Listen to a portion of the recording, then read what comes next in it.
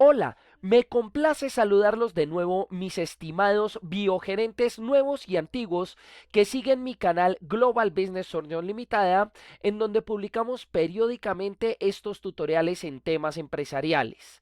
Para mí es un honor decirles que este es el primer video tutorial de nuestro nuevo curso en la norma de calidad ISO 9001-2015. En esta fase, de manera preliminar, les voy a presentar la transición o cambios que ocurrieron desde la normativa de su versión anterior 2008 hasta la actual que es la 2015. Sin más preámbulo, acompáñame en esta experiencia de conocimiento. Bueno, les voy a ir mostrando uno a uno los cambios en esta transición de la norma. El primero es el cambio que se percibe en la estructura. En la ISO 9001-2008 teníamos 8 capítulos y en la ISO 9001-2015 tenemos respectivamente 10 capítulos.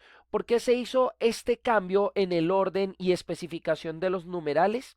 Esto para evitar los inconvenientes que se tenían en cuanto a la elaboración de formatos tipo ISO, en donde había que homologar esta norma con la 14001 y con la 18001. Resulta que si ustedes ya han tenido experiencia previa en el tema que les estoy comentando, había un inconveniente y es que tocaba citar la homologación de los numerales que en muchas ocasiones estaban dispersos y no coincidían alrededor de todas las normas adjuntas. Entonces, por eso se realizó este primer cambio. Veamos el siguiente. Resulta que la terminología de la norma ISO 9001-2008 hacía mucha referencia o hincapié en las empresas manufactureras, dejando de lado a las empresas de servicios, con lo cual a veces era difícil implementar sus numerales de manera rigurosa en este tipo de empresas. Entonces, hay una adaptación del vocabulario de empresa manufacturera a empresa manufacturera y de servicios respectivamente. Con esto habrá mayor comprensión de la norma. Entonces hablamos de una distinción de términos, por ejemplo, entre realización de producto y operaciones, que es de manera más general, y producto por productos y servicios respectivamente. El tercer cambio que se puede evidenciar en la transición de esta norma es que desaparecen las denominadas exclusiones. Resulta que la norma ISO 9001-2008 en su numeral 1.2 decía que se podían generar exclusiones para adaptar los numerales contenidos en el capítulo 7 sobre realización del producto, acondicionándolos a la naturaleza de la empresa en cuestión. Ahora bien, en la ISO 9001-2015, en su numeral 4.3 sobre determinación del alcance del sistema de gestión de calidad, se habla que toda la norma, ya no solo el capítulo 7, sino toda la norma, se puede adaptar a la naturaleza de la empresa.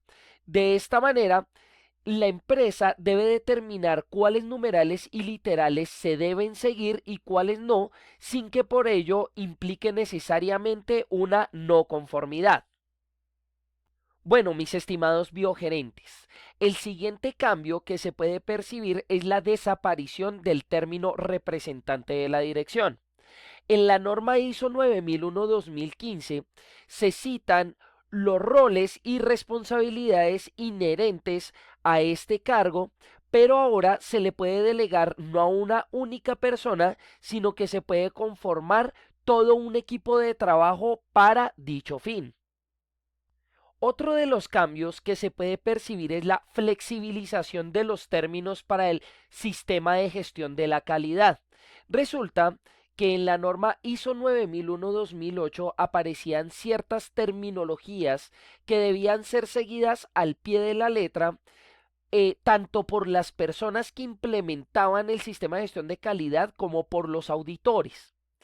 En esta ocasión, para hacer más comprensible y más flexible esta norma, la empresa puede adaptar los términos de la norma a lo que considere mejor para llevar a cabo el sistema de gestión de la calidad de la empresa. Es decir, que todos los términos utilizados en la norma pueden encontrarse sus sinónimos y ser aplicados sin la rigurosidad que antes se presentaba. De esta manera, encontramos también que hay un cambio del término clientes a partes interesadas. En la norma ISO 9001-2008 se estaba sesgando mucho a los receptores de las salidas de los procesos hacia los clientes directos. En esta norma, precisamente para dar una connotación de un negocio más moderno, se habla de todas las partes interesadas que pueden involucrar clientes, accionistas, proveedores, personal como clientes internos, competencia y sociedad. Esto para darle un mayor alcance a todo el sistema de gestión de calidad. En uno de los apéndices de la norma ISO 9001-2015 se cita el significado del contexto de la organización, es decir, que no todas las empresas van a tener el mismo entorno, ni van a estar influenciadas por las mismas fuerzas, ni sujetas a las mismas partes interesadas y grupos de presión. Entonces, para esta nueva adaptación de la norma, se hace una flexibilización para que la organización determine cómo tratar los numerales referentes a dichas partes interesadas y su aplicabilidad o no según los criterios de la misma. Mis estimados biogerentes, en este momento les presento uno de los cambios más importantes que hay en la transición de la norma y es lo referente a la gestión del riesgo. Resulta que en la norma ISO 9001-2008 se trataban los términos de medida preventiva y correctiva respectivamente, desglosando una serie de numerales hacia ello. En esta nueva adaptación de la norma, se dice que la norma como tal representa una acción preventiva vista desde la gestión del riesgo. Es decir, que la implementación de la ISO 9001-2015 debe tener un enfoque sobre la identificación y prevención de los riesgos inherentes para cada proceso y dependiendo de la naturaleza de la empresa en cuestión. Esto incluyéndole el factor de incertidumbre, puesto que no todos los procesos y no todas las empresas tienen el mismo nivel de riesgo. Es por este motivo que el término medida o acción preventiva desaparece completamente. Las personas que hayamos tenido relación previamente con la planeación, implementación o auditoría de los sistemas de gestión de calidad, sabemos lo dispendiosa que era la gestión documental desde la óptica de la ISO 9001-2008, en donde había una clara diferenciación entre los documentos en donde se mostraba cómo hacer las cosas, ya sean los procesos o los formatos. Estaban los formatos vistos como formularios para diligenciar y los registros, que eran los datos que iban dentro de esos formatos. También había una codificación muy específica para esos documentos y formatos, donde los podíamos dividir entre manual, proceso, programa, formato instructivo, reglamento, etcétera, etcétera. Esto demandaba mucho tiempo. Pues bien, en la ISO 9001-2015, toda esta diferenciación se elimina y se habla únicamente de la información documentada, sin que por ello este término implique su obligatoriedad. Como les expliqué en una diferencia anterior dentro de este tutorial, el término información documentada es el que explicita la norma, pero la empresa puede utilizar un sinónimo acorde a sus necesidades. Ahora bien, tenemos otra diferencia asociada a la anterior, que es el término información. En el apartado 4.1, por ejemplo, aparece: la organización debe realizar el seguimiento y la revisión de la información sobre estas cuestiones externas e internas. La norma ISO 9001-2015 dice que cuando la palabra información aparezca sola, no como información documentada, quiere decir que no es obligatorio registrar y tener evidencia de dicha información en los distintos medios de backups. Es decir, que hay información que, si se documenta o no, va a depender de los criterios de la empresa. Así como en la norma ISO 9001-2015 se habla de la gestión del riesgo, también se empieza a hablar de la gestión del cambio.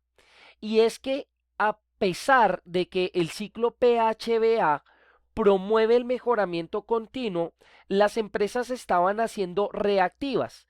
Es decir, que si aparecían nuevas oportunidades en el mercado, las empresas seguían optimizando sus operaciones, pero no aprovechando dichas oportunidades de manera proactiva.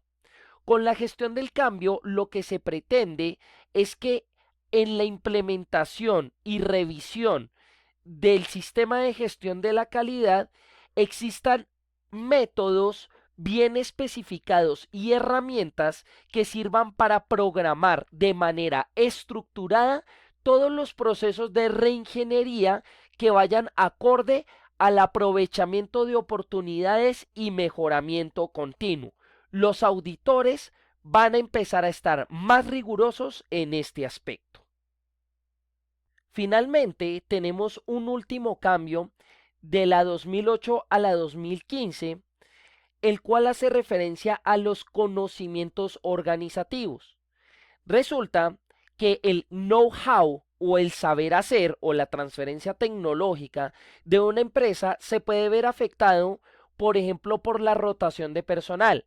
Es decir, que en la medida que se vayan trabajadores antiguos e ingresen nuevos, se puede perder conocimiento de la trayectoria de esa empresa y de sus procesos. Es importante entonces empezar a generar sistemas de guardado de datos, de backups específicamente, para proteger dicha información que en muchos casos puede contener el secreto corporativo. Bien, mis estimados biogerentes, finalmente les presento un resumen de lo que acabamos de ver en este tutorial, que vienen a ser los 12 cambios que se pueden percibir en la transición de la norma desde su versión 2008 a su versión 2015. Primero, cambio de la estructura para facilitar su homologación con las otras normas. Segundo, adaptación a las empresas de servicios. Tercero, desaparecen las exclusiones y toda la norma en su conjunto se vuelve adaptable a las necesidades de la empresa. Cuarto, desaparece el cargo único de representante de la dirección, poniendo la posibilidad que varios individuos ejecuten estas labores. Quinto, flexibilización de los términos del sistema de gestión de la calidad. Sexto, se parta del concepto de clientes a partes interesadas. Séptimo, se tiene en cuenta el contexto de la organización para implementar las políticas sobre esas partes interesadas. Octavo, se acaba el término de medida preventiva por la gestión del riesgo. Noveno, toda la parte de gestión documental se denomina información documentada. Décimo, el término información aparece solo cuando en un numeral no es necesario registrar dicha información. 11, se habla de la gestión del cambio y procesos específicos de reingeniería. Y 12, se habla de los conocimientos organizativos o preservación de la información. Con esto entonces doy por terminado este tutorial. Si tienes alguna inquietud adicional, no dudes en consultármela a través de los mecanismos del aula virtual. Nos veremos en una próxima ocasión. Hasta pronto.